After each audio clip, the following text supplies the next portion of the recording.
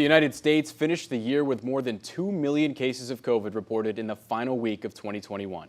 Many Americans are waiting hours in line just to get tested. Here's ABC's Inez de la Quintera with the latest.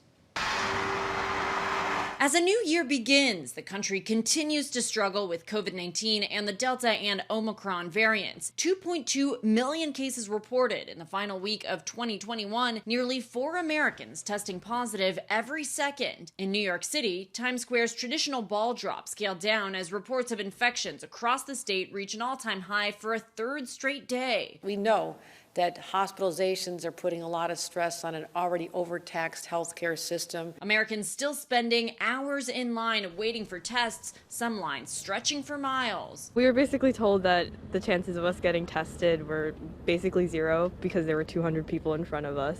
So by the time they closed, they wouldn't get to us. It's pretty frustrating. I've been literally up since, 6 o'clock this morning trying to look for sites. I'm in healthcare and I can't treat my patients if I don't get tested. 10,000 Americans being admitted to the hospital with COVID every day. By mid-January, that number could reach 28,000 per day. And there are still 30 million eligible children still unvaccinated, and a record number of kids in the hospital with COVID. Hospital systems are filled, people are still getting sick, and there's still a lot of exposure happening to frontline workers, people who are needed to keep our country running smoothly. In San Diego, the COVID surge putting more than 100 firefighters and lifeguards into isolation. We're having to temporarily brown out units, and that is not a road we want to go down. And holiday travel continues to be impacted, with a rising number of airline crew and staff testing positive for the virus. Well, there's a lot of cancellation with the virus.